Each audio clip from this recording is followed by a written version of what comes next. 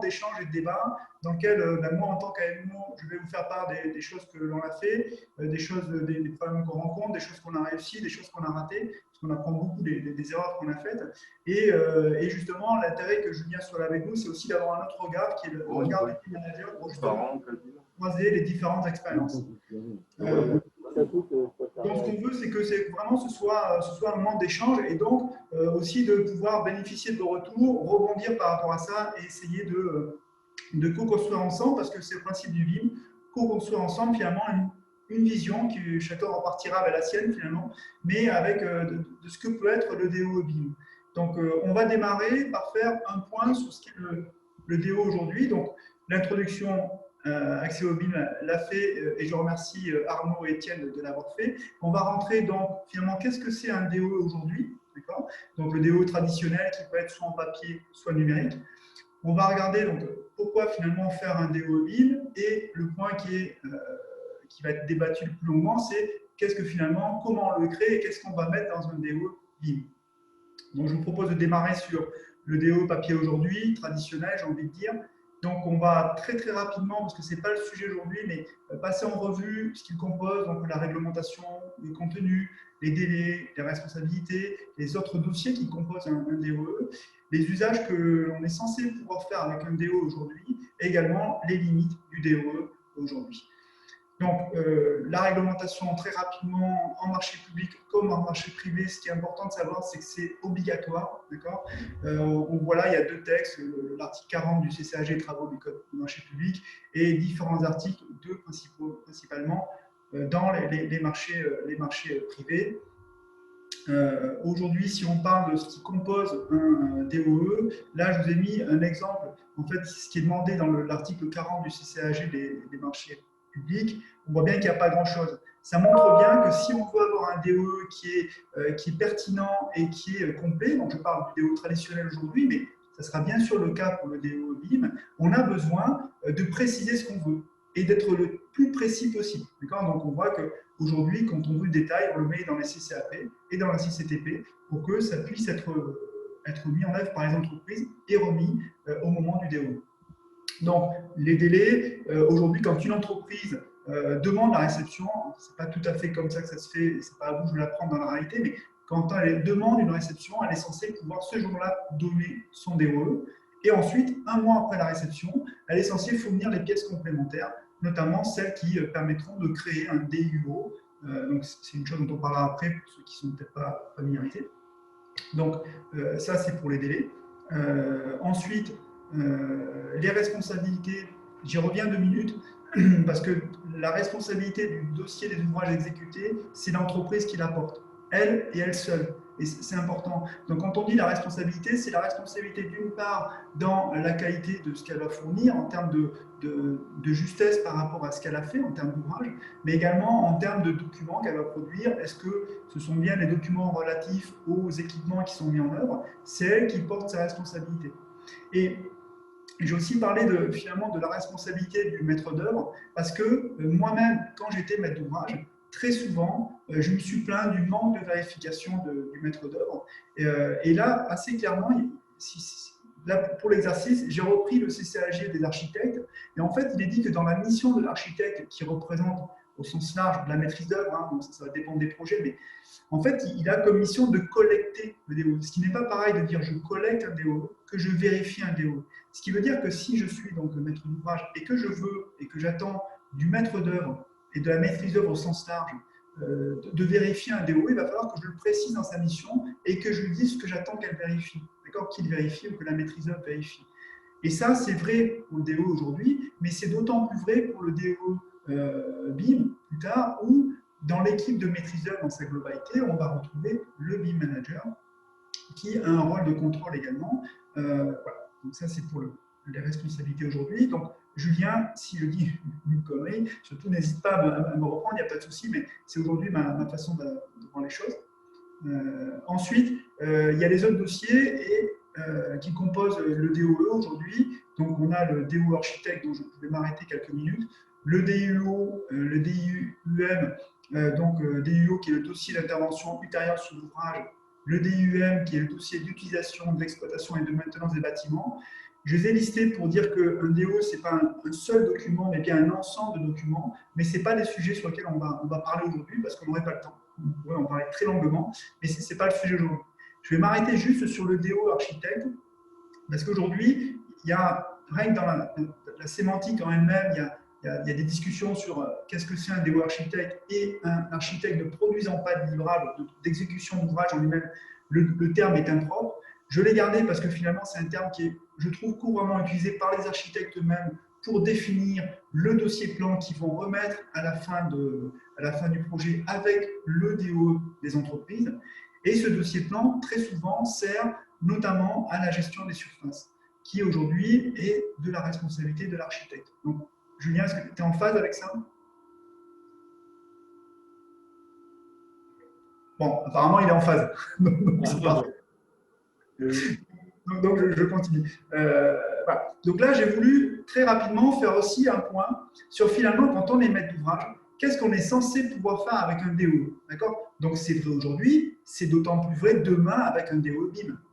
Donc, quand on est maître d'ouvrage, et suivant la typologie du maître d'ouvrage, on a différentes fonctions dans la gestion de l'immobilier qu'on appelle l'asset management, le property et le facility management.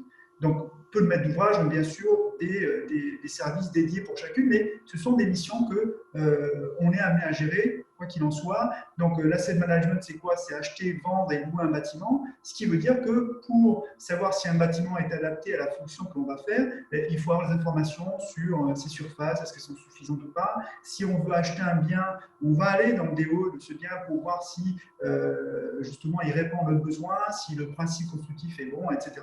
Donc, on a besoin d'informations dans le BOE pour ce type d'action. Ensuite, on a le property management qui peut être de la gestion locative dans certains cas et donc à nouveau un besoin sur les surfaces, mais qui vont être aussi finalement lancer des travaux de réhabilitation ou de rénovation lourde. Et donc, très souvent, on va aller dans le DO, bien sûr, pour vérifier un degré de flou d'une information, d'une pièce, par exemple, ou d'un équipement, vérifier si une dalle supporte ou ne supporte pas certains ouvrages. Voilà. Donc ça, c'est un outil également. On va faire aussi des plans pluriannuels d'investissement et de travaux, qui est donc dire se projeter dans le temps sur des coûts d'entretien et de rénovation. Et on a besoin dans le DO d'informations par rapport à ça et par rapport aux équipements. Ensuite, on a tout ce qui est facility management et qui est dire, je veux passer un contrat multitechnique, j'ai besoin de trouver dans le DOE le nombre d'équipements de ventiloconvecteurs, le nombre de CTA, etc., etc., les surfaces, et ainsi de suite, pour pouvoir passer mes contrats de maintenance multitechnique ou de ménage, par exemple. Aujourd'hui, c'est ce qu'on devrait être capable de faire avec un DO. Est-ce qu'on y arrive? Je suis ancien maître d'ouvrage, j'ai très très souvent travaillé avec des DOE, je peux vous dire que personnellement, je n'arrivais pas à tout faire. Et quand j'y arrivais, c'était assez compliqué. Donc, peut-être d'autres maîtres d'ouvrage le faisaient mieux que moi, mais il est clair qu'il y a une vraie difficulté aujourd'hui d'avoir un DOE qui permet à un maître d'ouvrage de remplir les missions qu'il aura à faire lorsqu'il aura pris possession du bâtiment. Donc ça, c'était pour les usages. Et donc, on arrive au dernier sujet, qui sont les limites du DOE aujourd'hui. Et donc, les limites, c'est celles que j'ai évoquées un petit peu avant, à savoir un vrai problème de fiabilité. Aujourd'hui, les DOE, trop souvent, un plan de DOE, c'est un plan de conception sur lequel on a marqué exécution, ensuite on a marqué DOE, et on le met dans le dossier. Pareil pour les fiches techniques, pareil pour beaucoup de choses. Donc, moi qui suis un ancien maître d'ouvrage et qui suis AMO, j'avoue que je suis moi-même conscient de mes erreurs là-dessus. Je vais apparaître que trop souvent, lorsque je contractualisais avec une entreprise qui m'amenait un budget DO qui était souvent assez faible, ça ne me posait pas de problème de valider un marché à 6-7 millions d'euros pour un lot et d'avoir un budget DO à 1 500 euros. Et là, il est clair, je le dis souvent au maître d'ouvrage, on ne peut pas non plus se plaindre d'avoir un DO de mauvaise qualité si finalement on n'a pas mis le budget en face pour avoir un vrai DO. Donc ça, c'est vraiment une chose qui est importante et je pense je trouve qu'il est d'autant plus important pour le BIM parce qu'on verra que le DO en BIM est beaucoup plus complexe ou plus riche qu'un DO aujourd'hui. Un autre point que je trouve aussi important dans le DO aujourd'hui, c'est qu'en fait, c'est une démarche séquentielle.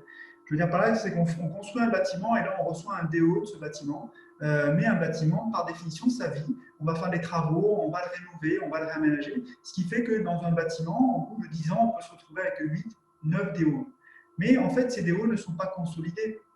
Ils sont séquentiels. je reçois un DOE, puis je fais les travaux et je reçois un autre DOE de la partie concernée par les travaux, et ainsi de suite. Ce qui veut dire que quand je vous ai évoqué les missions qu'a besoin de faire un maître d'ouvrage, il aura besoin d'aller dans un DOE pour trouver quelques informations, puis d'aller dans un autre DOE.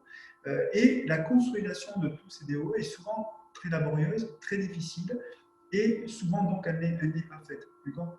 Et c'est là qu'on retrouve finalement une notion de séquence, le DOE étant vu comme une photo à l'instant T. Et ça, c'est à mon avis ce que permet une chose que permet de corriger le BIM avec un DOE qui permettra d'être consolidé dans le temps. C'est une autre démarche, bien sûr, mais c'est une chose qui, à mon avis, il permettra de faire. Donc ça, c'était pour la vision générale sur le DO aujourd'hui. Je ne sais pas si Julien, tu veux faire un commentaire par rapport à ça, apporter ta vision. Oui, désolé, j'avais un souci de micro tout à l'heure. Non, effectivement, je suis tout à fait en phase avec toi. Et effectivement, le point important, comme tu l'as souligné, c'est vraiment la fiabilité, effectivement, de ces documents. Alors, il y avait, comme tu disais, peut-être une question d'honoraire aussi. Mais ça, voilà, vraiment, l'idée, c'était vraiment maintenant de rendre des documents qui sont vraiment fiables par rapport à ce qui a été réalisé sur chantier. Et voilà, chose qu'on n'avait pas forcément dans tout ce qui était des voies plutôt traditionnelles. Donc, c'est pour ça que ça fait effectivement un changement important quand on commence à parler de DO et BIM, parce qu'on remet en plus toute cette partie justement telle que construit qui se rajoute à ces éléments. Parfait, donc je vous propose de poursuivre. Je ne sais pas si de ton côté tu as eu des questions, Arnaud, peut-être pas, parce que là pour le coup c'est plutôt de l'information. Pour l'instant, effectivement, pas encore de questions enfin pas de questions aux intervenants. Donc encore une fois, n'hésitez pas hein, via le module de chat à poser vos questions s'il y en a sur ces premiers aspects généralistes. Comme tu le dis, Patrice va rentrer un petit peu dans le vif du sujet. Voilà. Donc là, l'idée, c'est de faire finalement un peu un comparatif entre le DO traditionnel et le DO BIM. Donc on a déjà présenté le DO traditionnel, donc on ne va pas revenir dessus. Mais l'idée, c'est de faire justement une différence.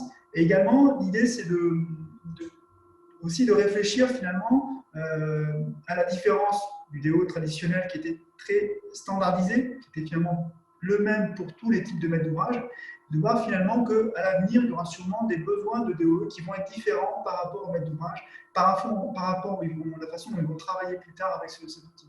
Donc, on va essayer d'aborder ce point-là pour, avant le chapitre suivant, se dire qu'est-ce qu'on met dans un DO justement par rapport aux différents types de maîtres d'ouvrage. Donc, je poursuis.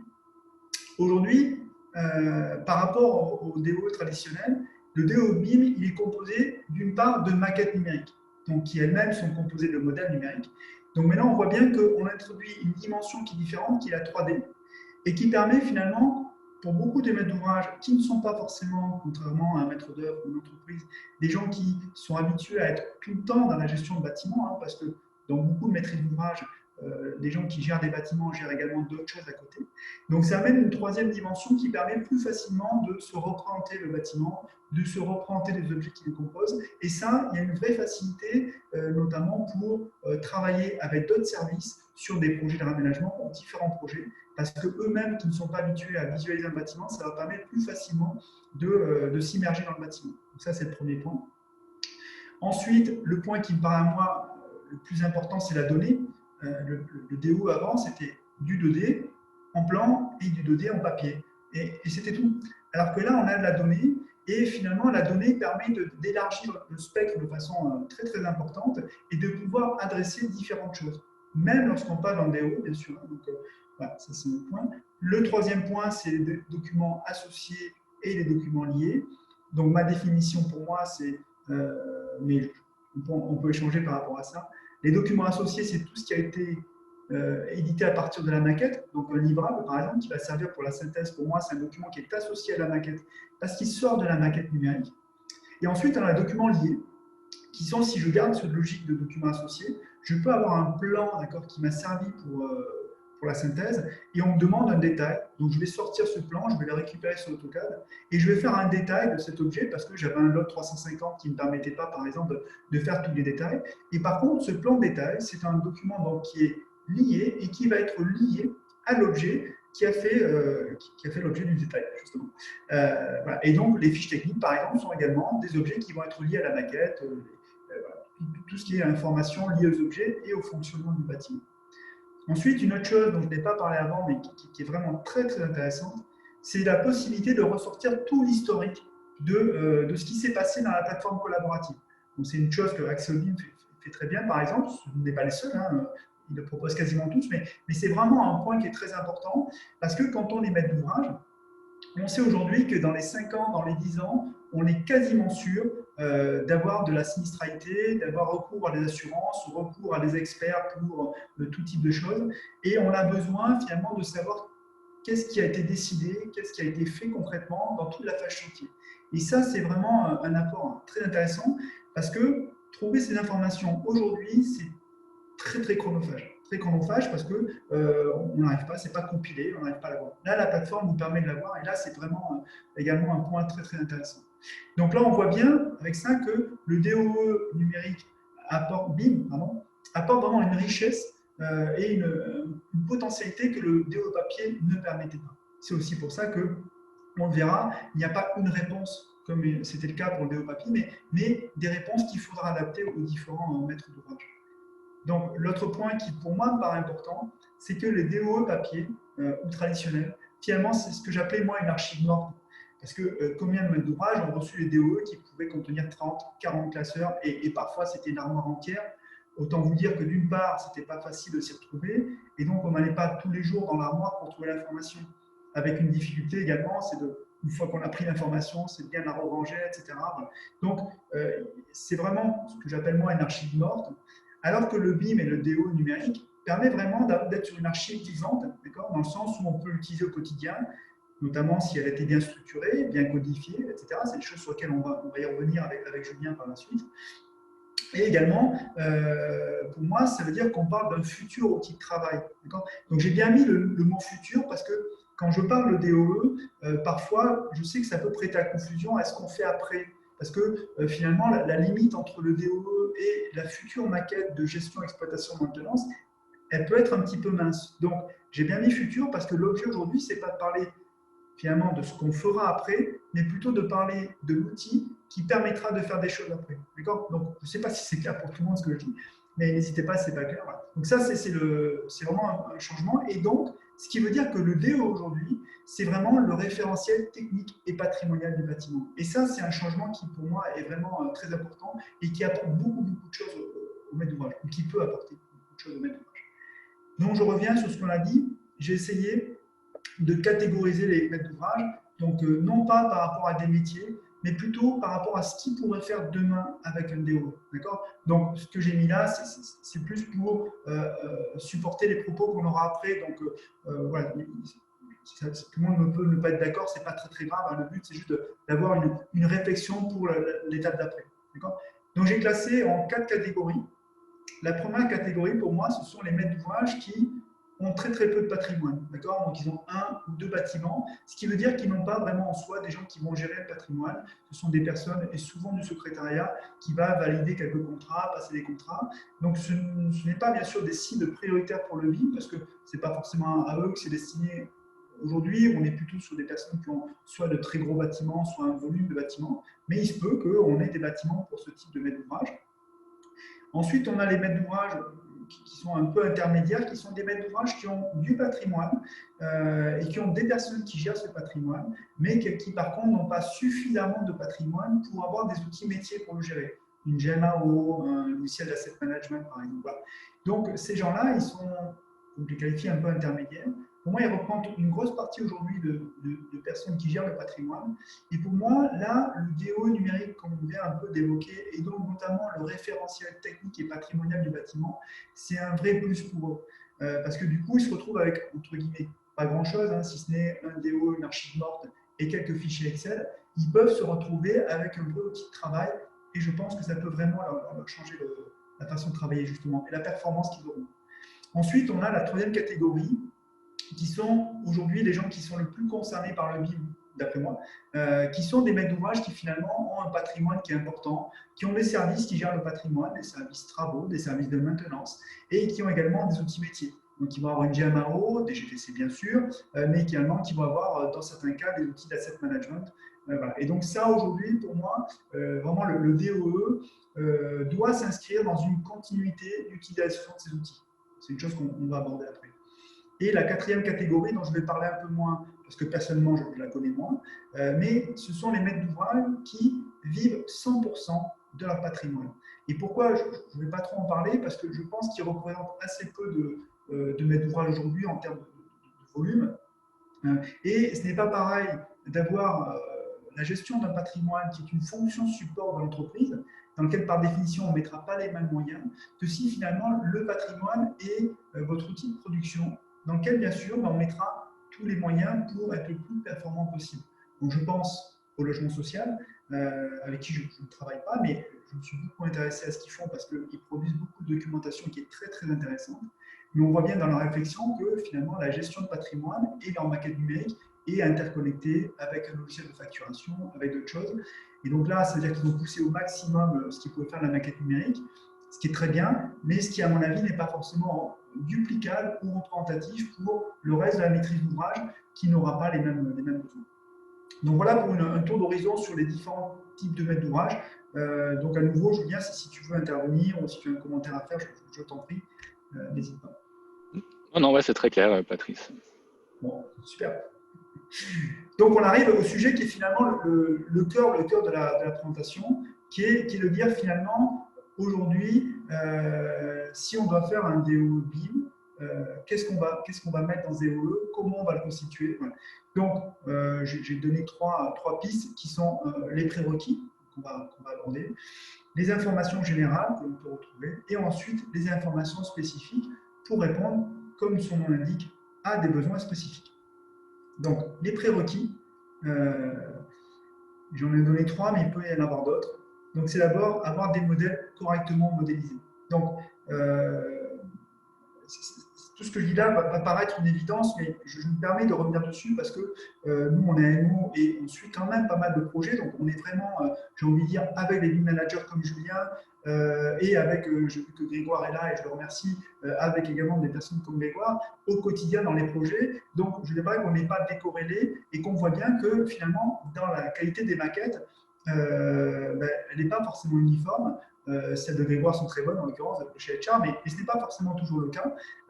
Et là, il y a un vrai besoin d'avoir une façon de gérer les modèles et de vérifier la qualité des modèles qui soit bien structurée. Et ça veut dire que si on veut qu'il soit bien structuré, il doit être très précisément détaillé dans le cahier des charges pour ce qui concerne l'AMO, mais également dans la convention pour ce qui concerne le BIM manager. Ce qui veut dire que le rôle du BIM coordinateur, qui est là pour, comme on l'a dit pour l'entreprise, pour vérifier la qualité des modèles et les informations qu'il y a dedans, etc., ce rôle est primordial et fondamental, et il est important qu'on définisse ce qu'on attend d'eux très précisément dans le cahier des charges et dans la convention. J'avoue que là, très clairement, j'ai appris en marchant.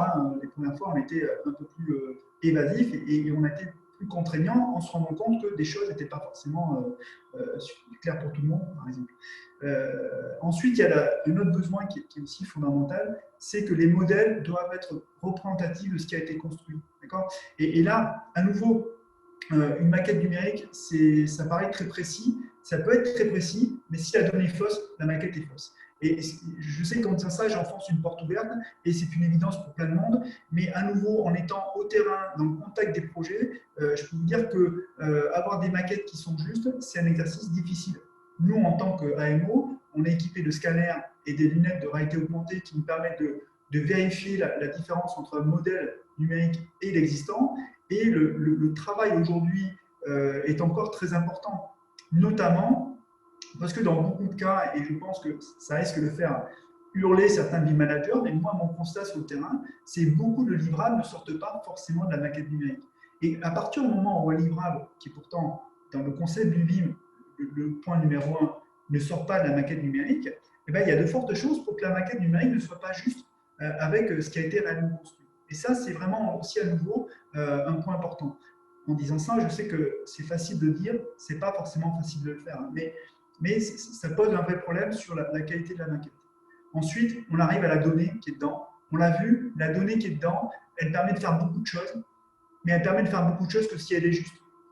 Et dans le processus BIM, c'est très facile de se tromper sur une donnée, notamment parce qu'elle peut être mise trop tôt dans un projet, par exemple, et on se rend compte que finalement, entre le moment où on a mis la donnée et le moment où l'objet en réalité a été mis en œuvre, ben, ce n'est pas le même objet parce qu'il n'était pas disponible, par exemple, et donc on a mis un autre dont les caractéristiques sont très proches, mais ce n'est pas le même, et que quand on est une entreprise, on n'identifie pas forcément l'impact que ça peut avoir, mais moi je peux vous le dire pour l'avoir vécu, un objet qu'on pense être un type d'objet sur lequel on va imaginer une maintenance, des travaux, etc.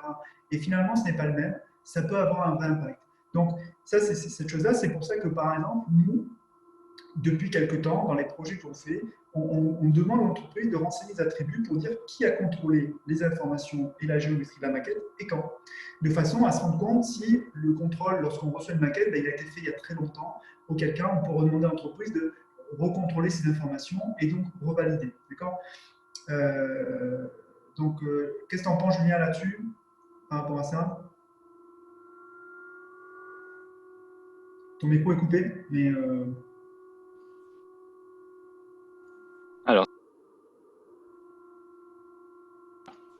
vous m'entendez? Oui. Oui, c'est tout bon. Oui, là, effectivement, là, il y a beaucoup de points très importants que tu as abordés, Patrice.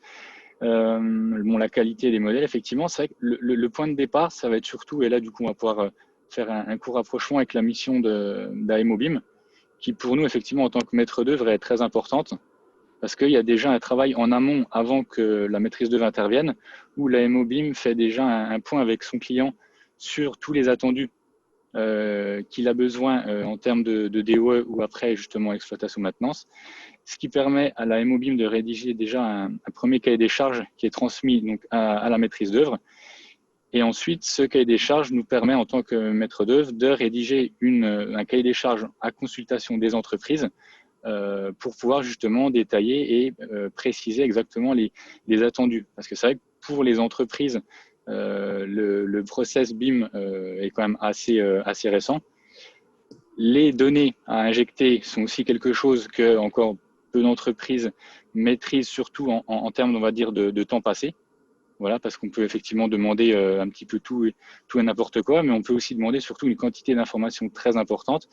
Et c'est pour ça qu'il est très important d'avoir un cahier des charges le plus précis possible pour la consultation, ce qui permettra aux entreprises de répondre aussi en conséquence au niveau de leur offre. Ça, c'est un premier point, et d'où l'intérêt de l'AMOBIM, car on a certains projets où la maîtrise d'ouvrage n'est pas équipée d'AMOBIM, et en fait, on se rend compte que le travail de fond, un petit peu, qui est quels sont les attendus par rapport à l'utilisation des maquettes, il n'est pas forcément fait au départ. Donc, c'est vrai que c'est en tant que maître d'œuvre, on doit justement faire le point avec notre maître d'ouvrage sur tous ces attendus. Et c'est vrai que ça, c'est aussi un travail très important qui doit arriver très, très tôt dans une phase de conception. Donc, c'est pour ça que nous, la plupart du temps, effectivement, le fait d'avoir un cahier des charges transmis par un AMOBIM, ça nous permet de voir déjà beaucoup plus clair dans les attendus et être plus précis dans ce qu'on demande ensuite aux entreprises. Donc, ça, c'est vraiment un point important. Écoute, super, Julien, pour ça. Et également, par rapport à ce que je viens de dire, et notamment, parce que j'ai parlé des livrables qui ne sortaient pas de la maquette, etc., la qualité des modèles, n'hésitez pas, si vous êtes une entreprise, si vous êtes un maître d'œuvre, un manager, de nous faire des retours par rapport à ça. Vous pouvez ne pas être d'accord, hein, et c'est intéressant que ça permet de débattre, mais aussi si vous avez des difficultés par rapport à ça, les exposer pour qu'on puisse en parler et finalement aller plus profondément dans ce sujet, parce que c'est vraiment le sujet fondamental, c'est que si on peut vouloir faire plein de choses avec le DOE, si à la base la donnée n'est pas bonne, que j'ai à donner, c'est que les maquettes sont pas bonnes, que le recollement n'est pas fait, tout, c'est pas la peine en fait. Du coup, j'ai envie de dire, on aura un DOE très complet mais fond. J'ai envie de dire, c'est pas le but. Donc, comme a dit Julien, je le redois 100%, ça veut dire qu'il faut définir très précisément ce qu'on attend avant le DCE. Et donc, comme il a dit, Julien, c'est le travail de l'AMO quand il y en a un, et bien sûr, en l'occurrence, c'est mon métier, mais j'encourage les maîtres d'ouvrage à prendre un AMO. Mais c'est vraiment intéressant parce que, Grégoire pourra en parler aussi après de chez HR, même nous, en tant qu'AMO, les besoins d'un maître d'ouvrage vont évoluer et on se rend compte qu'on monte des choses et que sur les projets d'après, ça évolue. Et c'est compliqué pour une entreprise, en effet, de finalement avoir ces besoins qui évoluent, mais il y a une vraie nécessité de définir un cadre au moment de l'appel d'offres pour que l'entreprise sache au maximum ce qu'elle a à faire. Et donc, ça veut dire que quand on est maître d'ouvrage, AMO, on va donner un cahier des charges BIM dans lequel on va décrire ce qu'on veut. Et également, quand du coup, on est l'entreprise qui va faire le DCE, on va relayer ce besoin, là, dans tout ce qui est CCTP et CCAP, puis, bien sûr, lorsque les marchés auront été signés dans la convention. Donc, par exemple, on parle de fiabilité d'un DOE. Nous, en tant qu'AMO, dans beaucoup de clients, on leur conseille de mettre des tolérances. Ce que je veux dire par là, c'est qu'il est important de demander à ce que, bien sûr, tout soit fiable. On est d'accord. Mais à un moment donné, il faut aussi accepter, par exemple, et notamment parce que le niveau de maturité en BIM est en train de grossir, mais aujourd'hui, il n'est pas pour tout le monde une évidence. Est-ce que finalement, c'est grave si la prise qui devait être là est 10 cm ou 15 cm plus loin? Personnellement, je ne pense pas. Donc, il faut se mettre des tolérances là-dessus. Par contre, bien sûr, avoir un bureau où la cloison ou une circulation où la cloison est 5 cm à droite ou à gauche, c'est important, ça peut l'être. Parce que si cette circulation, c'est une évacuation, on ne peut pas l'accepter. Donc, ça veut dire qu'il faut se mettre des tolérances à la discrétion finalement du maître d'ouvrage et de l'AMO et du BIM manager qu'on va discuter. Je parle sous le contrôle de Julien, mais quand j'essaye souvent quand même qu'il y ait une vraie discussion avec le BIM manager, entre l'AMO et le BIM manager, parce que pour moi, on est copartenaire du projet et le projet il réussira que si déjà nous, on s'entend sur ce qu'on veut et sur ce qu'on va demander de l'entreprise. Mais ça, c'est vraiment important, comme l'a dit Julien, c'est de définir ce qu'on veut, mais pas hésiter aussi à se mettre des tolérances. Ça ne sert à rien de demander une maquette qui est précise au centimètre, surtout parce que ça n'a pas forcément d'utilité non plus derrière dans la gestion que l'on fera. D'accord. Un point aussi que je veux échanger avec vous, avec Julien, pourquoi pas avec Grégoire Deschamps. Je prends l'exemple parce que je sais qu'il est là et on se connaît, mais c'est le fait de préciser ce qu'on veut. Comme on l'a dit, on a différents types de maîtres d'ouvrage. Et donc, on n'aura sûrement pas la même granulométrie quand on a un maître d'ouvrage, par exemple, où on sait que derrière, il y a de fortes chances qu'il ne gère pas son patrimoine et finalement que son DOE, ce soit un DOE assez statique. Bon, on aura une demande qui va être faible. Par contre, dès qu'on rentre dans le cas où on a un maître d'ouvrage qui a du patrimoine dans plusieurs bâtiments, il y aura sûrement un besoin, et là, ça doit venir de l'AMO, bien sûr en discussion avec le manager, mais de l'AMO, d'être très très précis dans ce qu'on attend. Et quand je parle de précision, par exemple, j'ai différents cas de figure, mais là, on a des maîtres d'ouvrage auxquels on va donner des gabarits pour que l'arborescence de la maquette soit toujours la même. Donc, on est sur un maître d'ouvrage qui a choisi un logiciel, en l'occurrence c'est Revit, peu importe, mais voilà, donc, du coup, on va préciser l'arborescence, mais également, on va préciser le nom de chaque objet dans la maquette. Pourquoi? Parce qu'on se rend compte que des fois, sur différents projets qu'on peut avoir sur le même site, on va avoir des noms qui n'ont rien à voir, qui sont aussi d'ailleurs des fois très très difficile à comprendre pour un exploitant parce que c'est le nom, le code de l'entreprise. Et ça, je sais que beaucoup d'entreprises ont du mal à le comprendre. Et aussi parce que finalement, parfois, le nom de l'objet est pour elle synonyme d'une famille de ci, de là. Donc, ça beaucoup, je comprends. Et ça veut dire que pour le DOE, à un moment donné, on leur demande de renommer pour que le nommage soit à minima compréhensible pour le maître d'ouvrage, mais également, dans certains cas, répondre à un cahier des charges de nommage. Et c'est le cas pour les attributs. Ce n'est pas pour tous les maîtres d'ouvrage, mais on a des maîtres d'ouvrage où on a renommé tous les attributs, même des paramètres natifs Revit qu'on a recréés avec un nom spécifique. Parce que le maître d'ouvrage veut pouvoir les suivre dans du temps, d'accord? Ça ne veut pas dire bien sûr que c'est figé, hein, on peut rajouter les attributs, mais les attributs qui sont définis, eh bien, en fait, ils ont un nom d'attribut spécifique avec des valeurs bien sûr qui sont renseignées, mais qui permettront au maître d'ouvrage dans 10 ans, 15 ans, 20 ans de pouvoir retrouver ou de pouvoir consolider l'information sur son patrimoine à partir soit du nom de l'objet, soit bien sûr de l'attribut. Donc, quand on dit ça, bien sûr, ça fait appel aussi à de la classification. On peut utiliser différents types de classification. Nous, c'est plutôt uniforme à 2, par exemple, mais il y en a plein d'autres, hein, bien sûr. Donc voilà. Et donc, ce que je veux dire par là, dans la notion de structuration, on parlait des différents cas de maître d'ouvrage, ça peut aller très loin, parce qu'à un moment donné, si on veut que ce qu'on a mis dans la maquette numérique serve de point de départ pour l'outil de gestion, ben là, il faudra qu'il soit codé par rapport à l'outil de gestion. Donc voilà, on va en parler un petit peu après, mais voilà. Je pense que là, il y a un vrai travail sur la structuration du DOE. Julien, je ne sais pas quelle question on pense. Alors, Patrice, je ne sais pas si tu m'entends. On a Grégoire Dubourg donc, qui est aussi présent, qui est prêt à intervenir si tu es d'accord par rapport à ce que… Bien sûr, avec plaisir. Alors, Grégoire, je t'active le micro, donc tu vas pouvoir t'exprimer.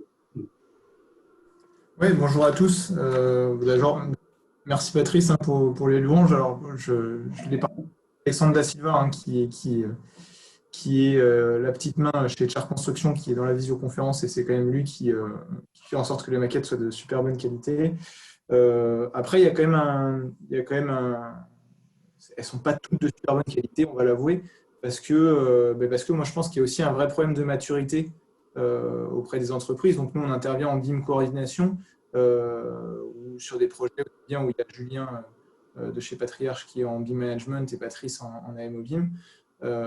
Et en fait, on se rend bien compte que toutes les entreprises n'ont pas le même niveau de maturité, donc elles n'ont pas toutes la même capacité à répondre aux attentes du DO numérique. Et parfois, c'est vraiment c'est de tout à rien, quoi.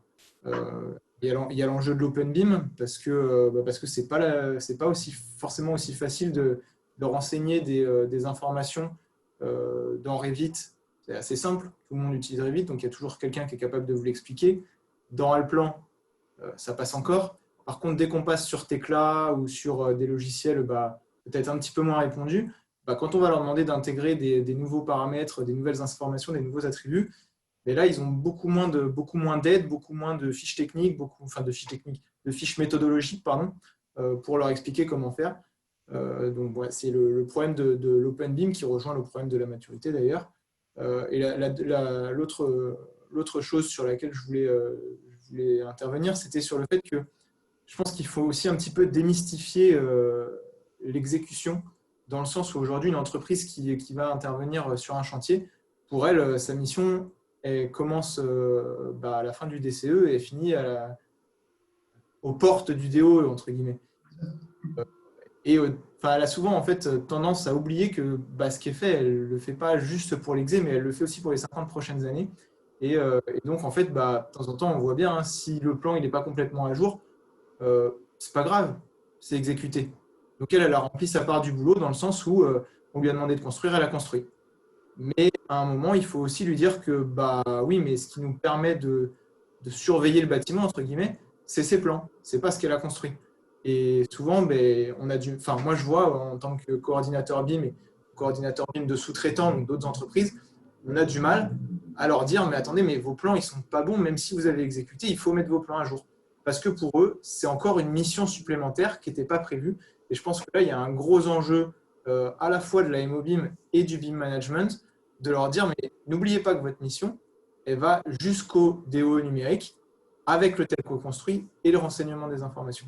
Et ça, je pense que c'est vraiment quelque chose sur lequel il faut bien insister au début des projets, dès qu'on choisit les entreprises, parce que sinon, on se retrouve, dans ce qui est encore beaucoup le cas, à ramer pour avoir des trucs à jour et les informations et les plans qui correspondent. Voilà. Et enfin, la dernière chose, c'est ce que tu expliques dans tes prérequis, Patrice. Voilà, c'est avoir des attentes claires et précises. On l'a vu sur des projets communs où ce n'était pas toujours le cas et où ça changeait en cours de route. Ce n'est pas toujours facile à suivre. Après, on grandit ensemble, donc moi, je l'accepte sans problème. Mais c'est sûr que ça aide beaucoup. Et voilà, pour ceux qui voient la caméra, Enjoybim nous fournit ce genre de documents qui sont très clairs parce que c'est très bien expliqué et on n'a pas ça de tous les AMO BIM. Donc, du coup, c'est sûr que ce genre de document va beaucoup nous aider pour créer le DO BIM parce que dedans, tout est écrit sur comment nommer les objets, comment nommer les plans, comment nommer l'arborescence, le nommage des objets, tout ce genre de choses. Et pour moi, ça, c'est essentiel, mais ça doit intervenir dès le début du projet, que ce soit en conception-réalisation ou en exécution, en fonction de là où arrive la MOBIM, mais c'est quelque chose qui est primordial dès le début du projet. Super, Grégoire. Merci pour ton intervention. Donc, si je résume en 3 points, hein, c'est implication, précision et anticipation, quoi. Exactement. Voilà, c'est les points les plus importants pour pouvoir constituer un DOE dans de bonnes conditions. Est-ce que Patrice, Julien, vous avez des choses à ajouter? Moi, oui. J'ai un défaut, je parle beaucoup, donc Julien, n'hésite pas à me couper. Mais fait écho à ce que dit Grégoire, c'est que on en a déjà parlé avec Grégoire, donc déjà je le remercie et je rassure tout le monde, je ne l'ai pas payé pour qu'il monte le document, mais merci. Mais bon, ce que je veux dire par là, c'est que moi, dans mes missions d'AMO, j'audite les entreprises qui répondent à un projet. D'accord ? Alors, pas toujours, bien sûr, ça dépend du maître d'ouvrage s'il veut que je le fasse, mais je le conseille de le faire notamment aujourd'hui parce que, comme l'a dit Grégoire, comme on l'a dit jusqu'à maintenant, il y a un problème de maturité. Mais je me rends compte que trop souvent, les entreprises ont déjà répondu. Donc, moi, je demande à parler à qui? Je demande à parler à la personne qui gère le BIM, le référent BIM de l'entreprise. Et quand je lui parle du cahier des charges, il me dit, mais je n'ai même pas vu le document. Ce qui veut dire que on a, comme l'a montré Grégoire, et comme tout le monde, j'avoue qu'on apprend en marchant, et donc on a appris nos erreurs et on essaie d'être le plus complet possible aujourd'hui et de donner dès le DCE des choses qui soient très complètes. Et finalement, on a des gens qui ont répondu au marché et on vous dit, bah, finalement, je n'ai pas vu les documents. Donc, en effet, il y a un travail, il y a un vrai travail de pédagogie, hein, comme il a dit, c'est vrai, de la part de l'AMO, mais à nouveau aussi des maîtrises d'œuvre dans leur globalité lorsque le marché se fait. D'ailleurs, quand je dis ça, je ne sais pas qui devrait le faire, mais le constat, il est là. Je rejoins Grégoire, c'est que très souvent, quand j'appelle les référents BIM des entreprises, je me rends compte qu'ils n'ont pas forcément eu accès aux documents et des fois, ils n'ont même pas été consultés pour donner la valorisation de leurs prestations, par exemple, sur un projet. Et ça, c'est un vrai souci pour demain, arriver à répondre de façon claire aux besoins. D'accord? Je ne sais pas, Julien, si tu voulais rajouter quelque chose. Oui, merci Grégoire pour ton intervention. Effectivement, c'est aussi un point hyper important, c'est le niveau de maturité. Et comme vous l'avez abordé, effectivement, donc, il y a un cahier des charges qui est en principe fourni au niveau de la consultation des entreprises. Bien souvent, ce cahier des charges n'est pas lu. Et effectivement, c'est la découverte au niveau de la première réunion de BIM, découverte un petit peu des différents niveaux de maturité BIM. C'est pour ça que maintenant, on demande à ce que les entreprises, dans leur réponse à l'appel d'offres, fournissent déjà un premier document, pour voir, même succinct, pour voir un petit peu où est-ce qu'elles en sont en termes de maturité. Et ça peut permettre justement d'en discuter également avec elles au niveau négociation avant éventuellement le choix de l'entreprise. Parce que c'est vrai que des niveaux de maturité de BIM différents, ça pose souci en DOE, mais ça pose aussi problème dès le démarrage du chantier au niveau de la synthèse, où là, la synthèse est faite pour la plupart avec les maquettes des entreprises. Donc, quand une entreprise commence à ne pas jouer le jeu, il faut jongler entre la 2D d'un côté et la 3D de l'autre, c'est vraiment très compliqué.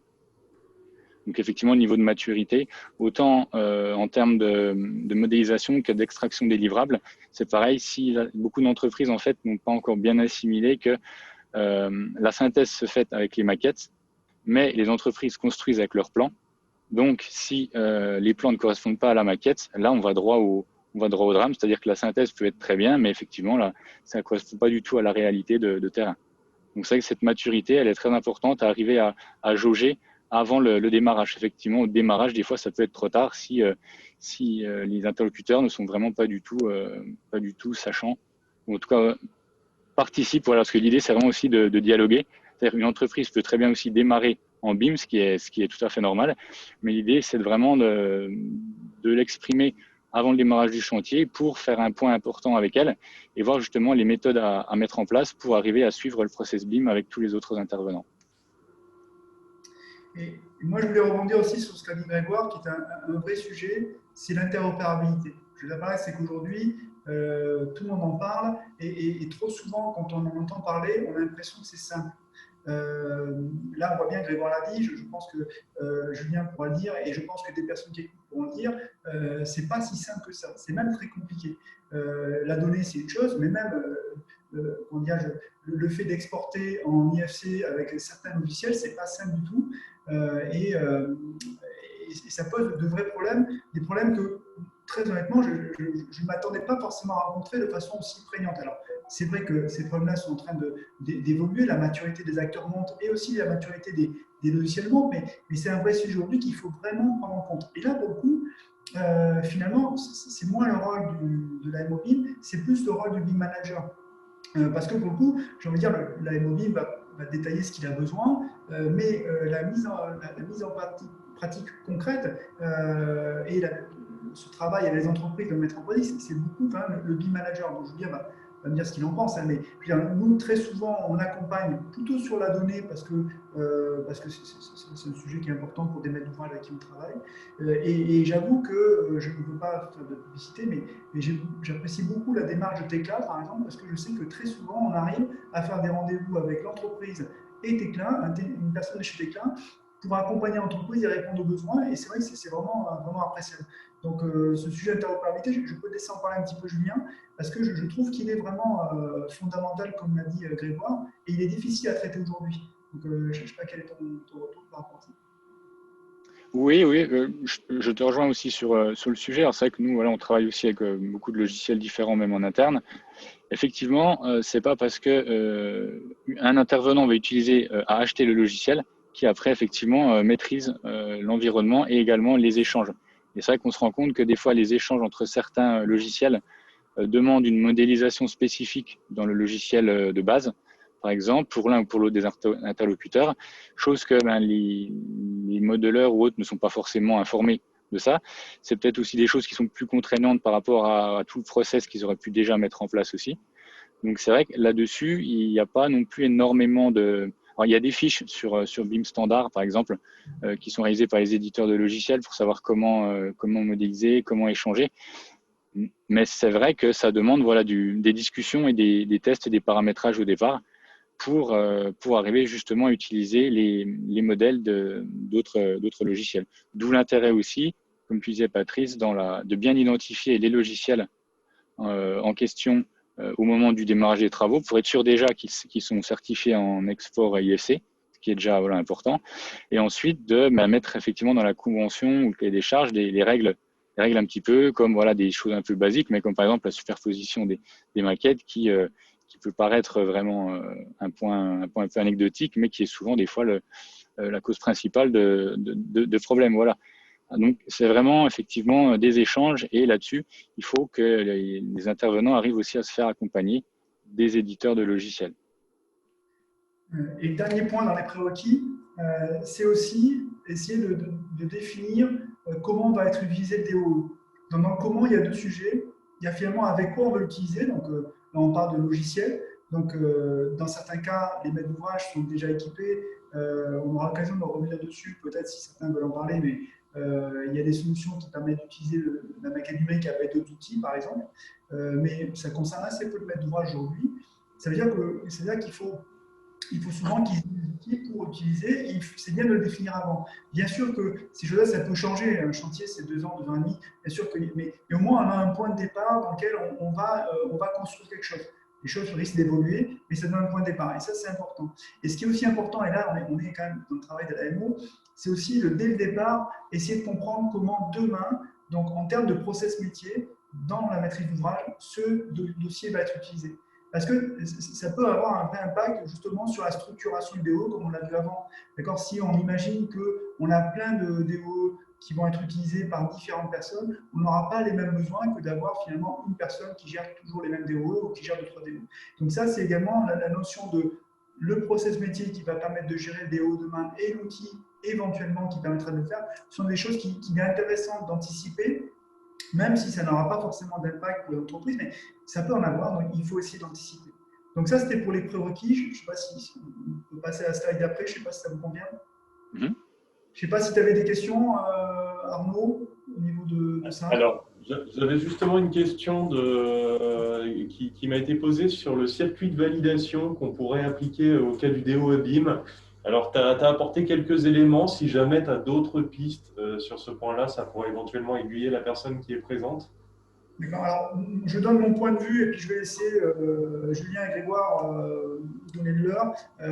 Pour moi, alors, une chose, par exemple, sur laquelle j'ai évolué, c'est qu'aujourd'hui, pour moi, dans la convention BIM, on devrait demander que chaque entreprise qui dépose une maquette numérique dépose avec une fiche de contrôle dans laquelle elle s'est engagée, avant le dépôt, à vérifier des choses qui, honnêtement, sont toutes assez simples, hein, la structuration du DO, le nommage et tout, mais qui finalement sont importantes. Et nous qui auditons les maquettes régulièrement au fil du projet, on a souvent le même commentaire qu'on va retrouver au premier audit jusqu'au DOE. Et donc, au moment du DOE, l'entreprise se retrouve avec une liste de courses comme ça. Elle dit, mais mince, j'ai tout ça à faire. Alors que finalement, on a prévu certaines choses qui sont simples au départ. D'accord ? Donc ça, c'est un point, ce qui veut dire que bien souvent, si l'entreprise dépose sa maquette avec une fiche d'autocontrôle, très rapidement, d'elle-même, elle va corriger les choses. Donc ça, pour moi, c'est le premier point. Le second point, bien sûr, c'est que pour moi, le BIM manager a un rôle de contrôle sur la maquette Mais comme on l'a dit, hein, il n'est pas là pour contrôler la véracité de l'information ou la véracité de la maquette en termes d'exécution. Est-ce que c'est le mur est bien là ou pas bien là? Ça, c'est la responsabilité de l'entreprise. Et par contre, il a un rôle aussi justement de regarder si, et comme ils font bien sûr, hein, le jeu de référencement est bon, mais également si le paramétrage export est bon, par exemple pour l'IFC, si le nommage est bon également. C'est un deuxième contrôle. Et bien sûr, en dernier contrôle, pour moi, donc il y a un autre rôle à nous d'AMO. Par contre, tous les maîtres d'ouvrage ne nous donnent pas cette mission de contrôle, mais nous, on a beaucoup de maîtres d'ouvrage qui ont une vocation d'exploiter derrière, donc ils nous donnent une mission de contrôle.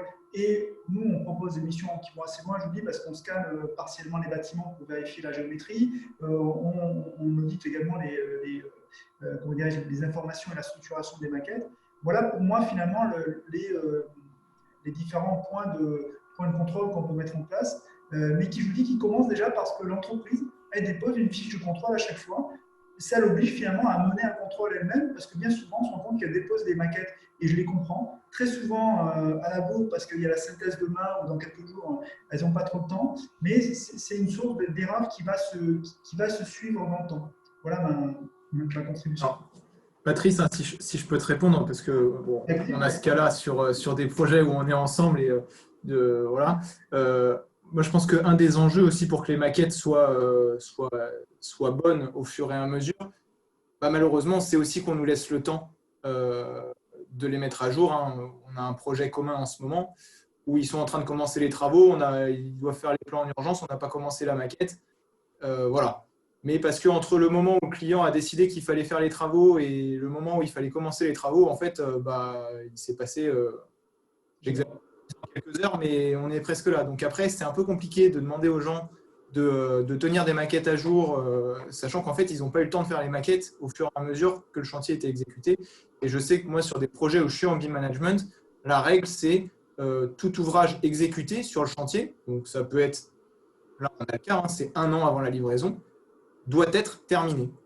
Donc dans la maquette. Donc c'est-à-dire que on a positionné un mur ou un chemin de câble ou une canalisation. Cette canalisation, elle doit contenir l'ensemble des attributs qui sont attendus par rapport à cet élément. Donc ça permet d'anticiper un petit peu des problèmes qu'on pourrait demander de résoudre dans les 2-3 semaines ou le mois avant la livraison du DOE.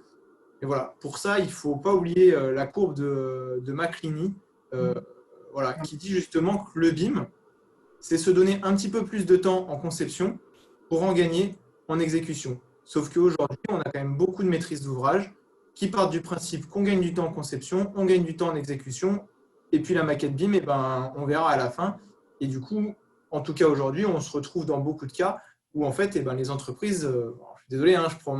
Bien sûr, voilà, on se fait un petit peu taper dessus parce que nos maquettes, elles ne sont pas forcément à jour, elles ne sont pas telles que construites, il n'y a pas toutes les informations demandées.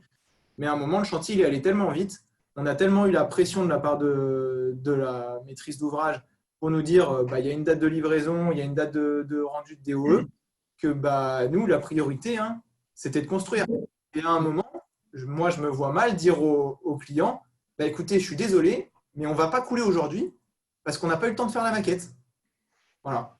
Et donc, je pense qu'il y a un des enjeux aussi pour qu'on ait des DOE qui soient bons, c'est d'avoir le temps de les réaliser. Après, si je peux me permettre, Patrice, c'est vrai qu'effectivement, cette histoire aussi de notion de… Parce qu'il y a 2 choses, effectivement, dans la maquette, il y a toutes les notions d'information demandées pour le DOE. Après, toutes ces informations, par exemple, pour un projet qu'on avait en commun, on ne l'a pas forcément demandé dès le départ. Effectivement, par exemple, au démarrage du chantier, il y a la synthèse, il y a des délais à tenir. Et voilà, ce qu'on met, par exemple, des fois dans des conventions, c'est que toutes les informations qui sont demandées dans les maquettes à terme ne sont pas obligées d'être implémentées tout au début de la modélisation si l'entreprise considère que ce n'est pas un frein. Voilà, certaines préfèrent avoir toutes les informations et les éléments dès le départ. D'autres, au départ, pour arriver à respecter le délai en termes de rendu de maquette, pour respecter la synthèse et donc ensuite la date de démarrage des travaux, elle peut aussi se dire, je fais ma modélisation avec mes informations à moi qui me servent à sortir mes plans. La synthèse se déroule et ensuite, au fur et à mesure de l'avancement du chantier, la maquette est mise à jour et ensuite j'implémente après petit à petit aussi les informations qui me serviront au DOE pour ne pas se retrouver aussi en bout de course à se dire voilà toute la liste d'informations à gérer.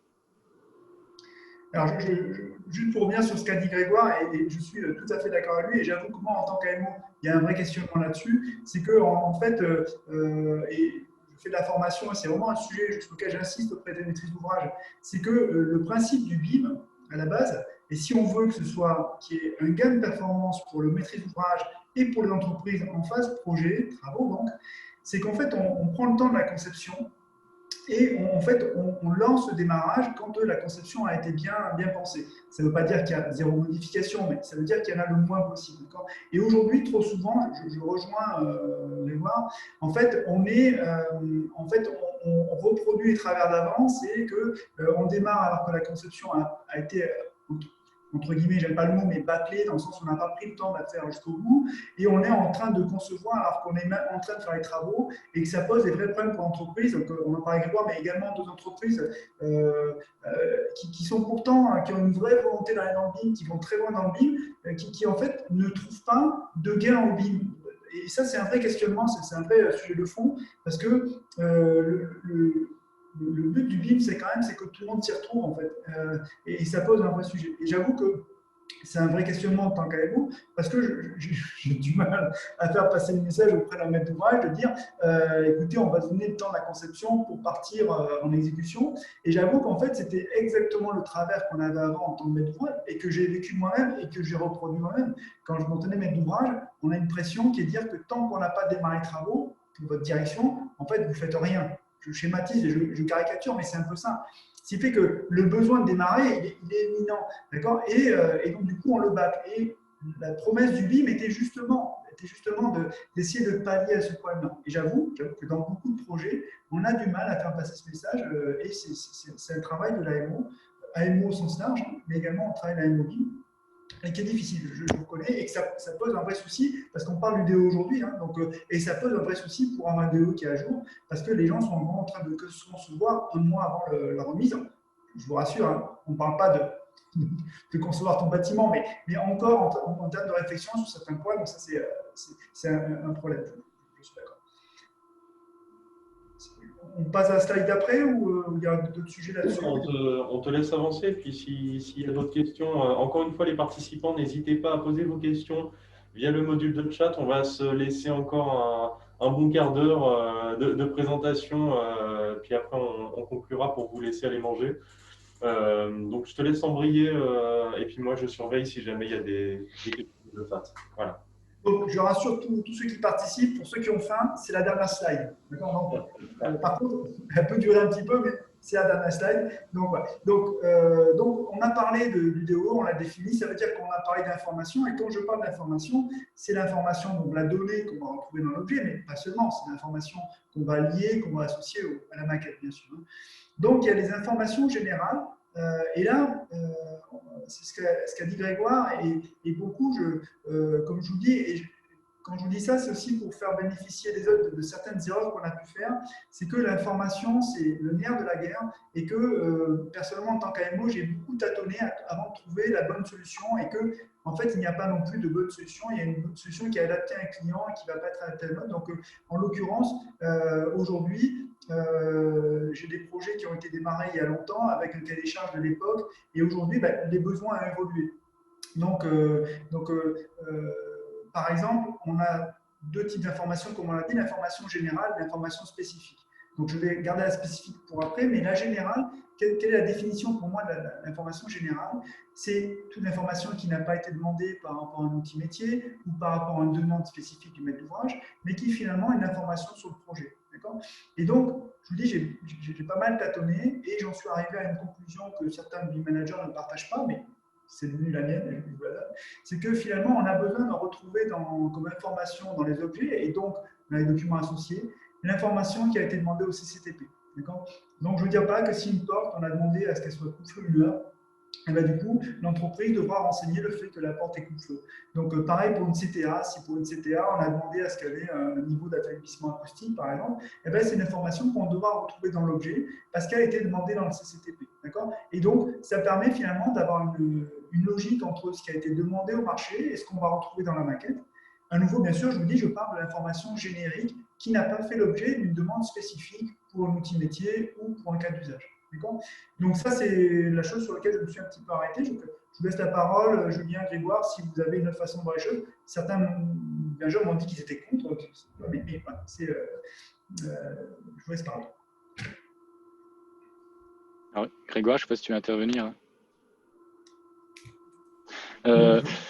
Ouais, non, au niveau information, c'est pareil, on en avait déjà discuté de toute façon, Patrice. Effectivement, les informations générales, ce qui est demandé dans un CCTP, justement, permettent d'identifier justement les spécificités d'un objet. Donc pour moi, en tout cas de mon point de vue, ça me semble logique de les retrouver de toute façon à minima dans la maquette, donc dans l'objet présent dans la maquette pour pouvoir l'identifier. Voilà. Ça, effectivement, c'est ce qui a permis à la base à l'entreprise de répondre à éventuellement des variantes ou pas suivant ce qui était demandé. Donc, c'est vraiment les caractéristiques de base de chaque objet. Et ensuite, il y aura des informations spécifiques qui viendront après. Mais voilà, moi, je reste sur ce point de vue aussi. Super. Je ne sais pas si Grégoire, tu veux. Non, enfin, moi, les informations, je vais être assez direct, hein, les informations, peu importe. Moi, c'est juste qu'il faut qu'elles soient connues dès le début. D'accord. Et enfin, c'est en tout cas la règle que nous, on se fixe. Une fois que l'ouvrage est exécuté sur site, DOE la semaine d'après ou DOE dans 12 mois, peu importe, il faut que les informations elles soient terminées et qu'on n'ait plus à revenir sur cet objet-là. Donc là, l'idée, c'était aussi de participer pour confronter les points de vue. Donc, je comprends le tien en tant qu'entreprise qui est de dire il me faut l'information avant de démarrer. Donc, voilà. Mais l'idée, c'est aussi avec les personnes qui participent, voir s'ils ont une autre façon de voir les choses. Donc, après, on va parler d'informations spécifiques. Donc, c'est quoi une information spécifique? Donc, comme on l'a dit depuis le départ, c'est que nous, on travaille avec les maîtres d'ouvrage pour justement identifier assez tôt s'ils ont des informations qui sont importantes pour eux pour travailler après. Donc ça amène sur la frontière entre la maquette DOE et la maquette d'exploitation-maintenance. Et donc, je veux faire juste un point dessus pour bien éclairer mon propos. D'accord? Si je prends, par exemple, des données qui sont nécessaires pour un outil métier comme une GMAO. Excusez-moi. Bien sûr qu'une GMAO, il y a beaucoup d'informations qu'une entreprise n'aura pas lorsqu'elle fait le projet. Parce qu'en fait, c'est une information qui concerne la maintenance. Mais dans une GMAO, on va demander plein d'informations sur l'installation de l'objet, de l'équipement. Si je prends une CTA, par exemple, on va demander l'entreprise qui, très souvent dans les attendus d'une GMAO, qui l'a mis en œuvre, la date de mise en service, pourquoi? Parce que ça déclenche une garantie, le nom, le délai de garantie, etc. Et tout ça, c'est des informations que l'on doit retrouver dans un DOE, même si ce sont des informations qui auront une utilité en exploitation-maintenance. Mais c'est des informations que l'on doit retrouver dans la maquette de DOE. D'accord? Et bien sûr, ça veut dire que le cas d'usage qui concerne cette information a été précisé dans le cahier des charges, bien sûr, et elle a été reprise dans la convention. Et en ce qui nous concerne, par exemple, et c'est assez facile quand on a à le faire pour un outil métier, c'est l'outil métier, il vous dit, voilà, moi, j'ai besoin de telle information, elle s'appelle comme ça, il y a X caractères, et donc c'est, j'ai envie de dire, souvent le plus facile à traiter parce qu'on prend et on la met dans les attributs qui sont attendus. D'accord? Après, il y a comme on l'a dit, enfin, comme on va le dire plutôt, toutes les informations qui sont liées au cas d'usage. Donc, il y a des cas d'usage qui sont spécifiques pour la phase conception-construction. On peut prendre la 4D, par exemple, qu'on va retrouver principalement en phase conception-construction. Mais par exemple, si on parle des surfaces, donc c'est souvent un cas d'usage qui est transverse et qui va aller de la conception à la construction, puis à la gestion, l'exploitation et la maintenance.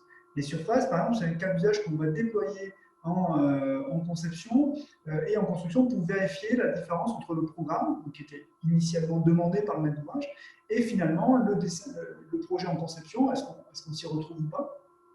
Puis après, en construction, on va vérifier si entre ce qui était prévu au DCE et la réalité, est-ce qu'on s'y retrouve au niveau des surfaces, parce que c'est un point important. Mais également après, cette information va être importante pour l'exploitation-maintenance. Donc là, vous voyez, on a un cas d'usage qui est transverse, qui va aller de l'un à l'autre. Lorsqu'on parle par exemple de GMAO, c'est un cas d'usage qui a vocation à être mis en œuvre en phase exécution pour avoir une utilité en phase gestion, exploitation, maintenance. Donc là, l'idée, ce n'est pas de passer en revue tous les cas d'usage. Je pense que Grégoire ou Julien, on aura certains qui leur viennent comme ça, qu'il est intéressant de bien anticiper pour identifier l'impact de ce cas d'usage pour le DOE, mais d'autres personnes qui participent à la convention. On aura sûrement deux exemples et je vous laisse en parler, il n'y a pas de souci. Je vous en prie, Julien, et voir si vous souhaitez participer. Alors, ouais, pour ma part, les informations effectivement spécifiques, comme on disait, ça va dépendre aussi de la maturité. On parlait de la maturité des entreprises, ça dépend aussi de la maturité de la maîtrise d'ouvrage. Effectivement, des compétences aussi. C'est vrai qu'on va avoir aussi des maîtres d'ouvrage qui demandent tout, on va dire. Elles ont besoin de tout. Effectivement, quand on affine un petit peu après, on se rend compte que dans leurs besoins, il n'y a pas forcément énormément d'attendus ou des attendus spécifiques. Il va y avoir aussi des maîtrises d'ouvrage qui, pour l'instant, vont juste utiliser soit une plateforme, soit une visionneuse. Il faut utiliser d'autres les logiciels. Donc, c'est vrai que ce qui est vraiment important, c'est ce qu'on dit depuis le début, c'est d'identifier les besoins et les informations qu'il y a à renseigner. Et c'est vrai que pour les entreprises, voilà, ce qui est vraiment, comme disait Grégoire, le plus important, c'est entre guillemets d'avoir une liste, voilà, que ce soit vraiment très clair, entre guillemets, un tableau Excel en disant tel nom, telle info. Voilà, pour vraiment un sujet de discussion. Et c'est que ça passe par forcément une trame, alors qu'effectivement peut éventuellement évoluer. Comme on disait, certains projets, on a vu une trame au niveau consultation des entreprises. La trame a évolué un petit peu après, suivant les besoins du maître d'ouvrage. Mais le plus important, c'est vraiment arriver à discuter sur un document, comme fait justement Patrice, très clair en disant, voilà, telles infos dont on a besoin, par lot, en plus classé par lot et par objet, ce qui fait que là, après, entre guillemets, il n'y a plus, entre guillemets, de matière à interpréter ou autre, c'est voilà ce qu'il faut faire, et ça permet justement comment dire, une meilleure compréhension, parce que souvent, les données à rentrer dans les maquettes, pour les entreprises, ça reste flou en termes de temps passé, et sans un document comme ce type, effectivement, ça reste aussi flou. Voilà, il faut appeler, entre guillemets, un chat un chat. Il y a, comme disait Grégoire, un cahier des charges à respecter, une trame, comme ça les entreprises les remplissent. Après, il y a différentes manières de les remplir aussi, ça va dépendre aussi du niveau de maturité des entreprises pour arriver à automatiser plus ou moins facilement tous ces renseignements d'information.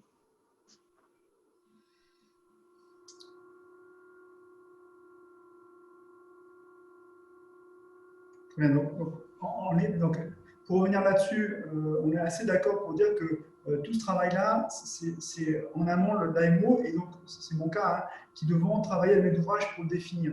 Donc, comme l'a dit Grégoire, mais même comme l'a dit Julien, j'avoue qu'on a appris beaucoup en marchant, et on s'est rendu compte à ce niveau-là qu'aujourd'hui, on a une démarche qui est beaucoup plus structurée, parce que les maîtres d'ouvrage ont souvent une difficulté de se projeter et de voir quelle information ils auront besoin. Et s'il y a des maîtres d'ouvrage qui nous écoutent, il est clair que même si l'AMO a un devoir de vous accompagner, et à un moment donné, il ne pourra pas décider pour vous. Et ce qui est très important, c'est de comprendre qu'une donnée qu'on va mettre dans une maquette, bah, du coup, c'est un coût. C'est un coût, bah, c'est du temps, il faut la chercher, il faut la mettre en œuvre. Et c'est dommage de le faire si la donnée ne vit pas dans le temps, si finalement on se rend compte qu'elle n'était pas utilisée et qu'elle meurt de sa propre mort, parce que finalement c'est de l'argent qu'on a dépensé pour rien. C'est-à-dire que, mettons, aujourd'hui, nous, quand on travaille comme maître d'ouvrage, soit, et c'est le plus facile, entre guillemets, on a des cas d'usage qui sont demandés, et donc on identifie la donnée qui va en face et on la fait valider par le maître d'ouvrage. Quand on a un outil métier, c'est encore plus facile. Mais sinon, j'avoue qu'on s'appuie sur les travaux du PTMB qui a sorti finalement une liste de propriétés par objet. Donc j'avoue que c'est un peu une liste à la Prévert, hein, mais elle a l'avantage d'être très claire. Et donc, suivant les sujets, on propose de mettre d'ouvrage. Et c'est à lui finalement de dire, voilà, ok, ça m'intéresse, ça ne m'intéresse pas. Ce qui permet finalement justement d'avoir une information qui est assez précise à fournir aux BIM managers et aux entreprises. Donc, comme l'a dit Grégoire, hein, c'est des choses que, quand on parle d'erreurs et de choses qu'on apprend, nous, c'est clairement une chose qu'on a appris, c'est que tout ce travail-là, il faut que, bien sûr, on soit plus cadrant avec le maître d'ouvrage, mais il y a un moment donné aussi, ce maître d'ouvrage de s'emparer de ça, parce que, comme une fois, le maître d'ouvrage dit, j'ai besoin d'avoir tout, hein. Mais tout, en fait, ça veut tout dire et rien dire, hein. Donc, il y a un vrai travail d'affinage à faire, de la maîtrise d'ouvrage. Nous, en tant qu'AMO, on est là pour les guider, bien sûr, mais il y a un moyen de s'emparer de ce sujet pour avoir l'information qu'ils auront besoin pour travailler. Donc voilà un petit peu, en termes peut-être de conclusion, ce que je dirais sur le sujet. Je ne sais pas s'il y a d'autres commentaires ou des questions par rapport à ce qu'on vient de se dire. Écoute, pas de questions pour le moment, mais je pense que c'était plutôt une bonne conclusion, Patrice. Je tiens à te remercier, je tiens à remercier Grégoire et Julien pour l'ensemble de ces éléments. Je pense que tous les participants pourront en attester, c'était vraiment enrichissant d'avoir votre point de vue. On comprend quand même qu'il y a un vrai besoin aujourd'hui de structurer les choses, de structurer la démarche, d'avoir une vraie implication de l'ensemble des acteurs dans la construction du DOE. On comprend surtout qu'il y a cette notion d'anticipation qui est extrêmement importante. Anticiper les informations, anticiper la création, la structure du DOE.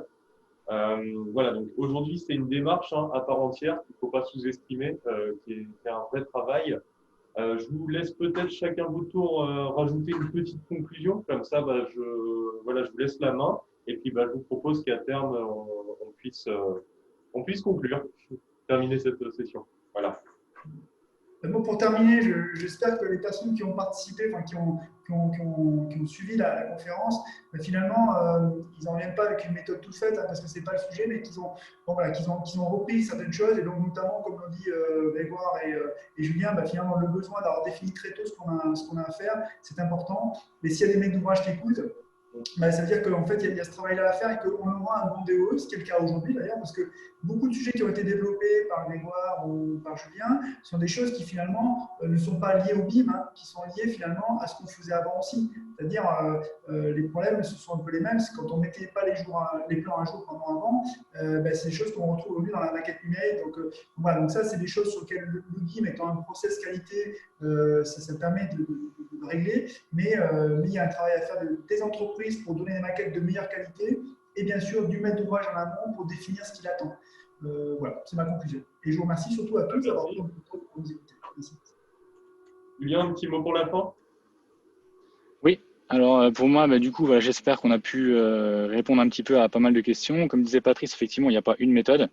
L'idée, c'est vraiment c'est le principe du BIM, c'est vraiment la collaboration, c'est-à-dire au départ, la collaboration entre le maître d'ouvrage et son AMO BIM, ensuite entre l'AMO BIM et le BIM manager, et ensuite entre ces trois interlocuteurs et les entreprises pour arriver à répondre au mieux aux attentes du maître d'ouvrage, mais en étant en même temps également très clair par rapport à ce qu'on demande aux entreprises. Voilà. Après, on a essayé de faire une présentation assez rapide. C'est vrai que chaque point qu'on a abordé était quand même très important et on pourrait encore les redévelopper encore. Et pour terminer, voilà, ce qu'on se rend compte, nous, c'est qu'il y a beaucoup de demandes de DOE BIM de maîtres d'ouvrage qui finalement après s'interrogent sur comment faire vivre cette maquette DOE, donc en pouvant apporter des modifications ensuite à ces maquettes, parce que forcément, les maîtres d'ouvrage réfléchissent beaucoup maintenant à exploitation, maintenance directe et plus DOE. Donc voilà, ça pourrait faire l'objet aussi d'un autre sujet par la suite. Avec plaisir. Donc, c'est effectivement très intéressant d'apporter ça sur la table. On en fera certainement d'autres, parce que en tout cas, moi, j'ai des très bons retours. Vous les avez pas, Julien et Patrick, j'ai des bons retours sur cette session. Des gens qui nous remercient pour ces sujets très intéressants. Donc, sachez déjà dans un premier temps que cette conférence était enregistrée, donc sera mis en replay, soit sur le site Axobim, soit sur notre LinkedIn. Je laisserai la main à Étienne sur cette partie-là. Et donc, vous pourrez le consulter prochainement. Je ne donne pas de deadline parce que je ne sais pas encore quand ce sera fait. Et voilà, vous pourrez réaccéder à toutes ces informations, reparticiper à cette session de conférence. Je tiens une nouvelle fois à vous remercier, Patrice et Julien, pour votre implication. Merci Patrice d'avoir préparé aussi beaucoup les slides que nous avons à l'écran et tout ce contenu très qualitatif pour le monde du BIM. Je remercie tous les participants aussi pour d'être restés tout le long, d'avoir été fidèles pendant tout le long de la conférence et d'avoir participé par quelques questions.